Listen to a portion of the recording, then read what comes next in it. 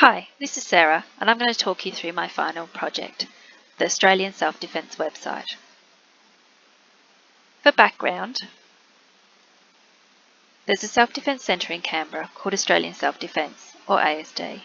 The problem that I examined was the fact that people were turning up to ASD classes at the wrong time when classes had been cancelled or rescheduled.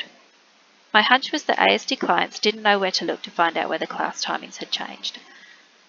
For my desk research, I looked through the ASD website to see whether the timetable was updated on the website. I struggled to find the timetable and eventually found it under Book a Trial Lesson, and then you have to scroll down the page. Once there, the timetable is very difficult to read. When I asked users where they'd go to find out whether a class time had changed, they indicated the website, so I performed usability testing on the website with users. Usability testing on the website surfaced some insights. The first was that users can't find the class timetable on the ASD website. It's currently under Book a Trial class, and those users that do find it only do so by clicking on every link. And when they did find it through a process of elimination, the timetable wasn't responsive, so it couldn't easily be read on a mobile. The second insight was that the images on the home page push relevant content down and get in the way of users who are trying to find out timetable information. The surprise insight that I gathered was that rather than having to go to the website every time they went to a class, users actually expected a notification to come to them that the usual class time had changed.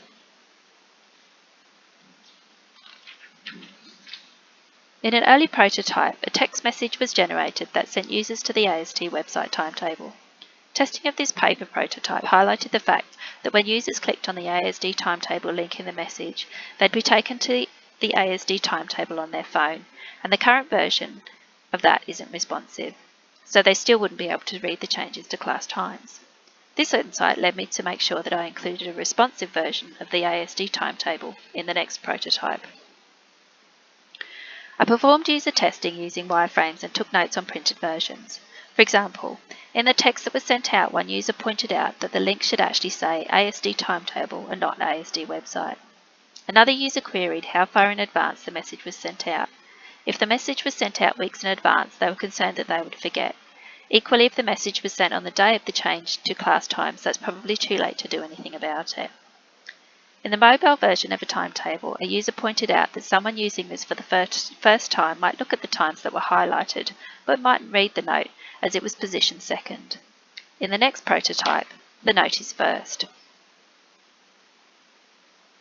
User testing on the ASD redesigned homepage indicated that overall this was an improvement with a couple of minor suggestions and tweaks needed.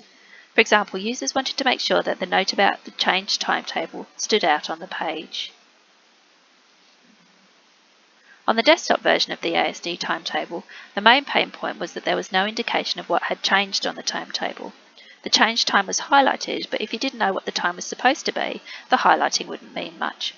This also wouldn't work for those with colour vision impairments, so another way to indicate the change needed to be included in the next version of the prototype. So I created a clickable version of the prototype to take people through one last time. So this is the version of the prototype that's got the highlighted note on so that people's eye are drawn to it when they first land on the home page.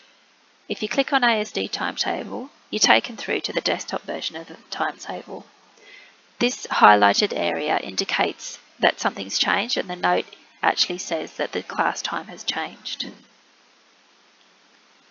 Looking at the text message that's sent, it now talks about being taken through to the ASD website to see whether your class time has changed. And this is the mobile version of the timetable. There's only 1 day per page, so you can read everything, and the note about the changes is at the top of the changed time. This concludes my presentation, and I hope you enjoyed it. Thank you.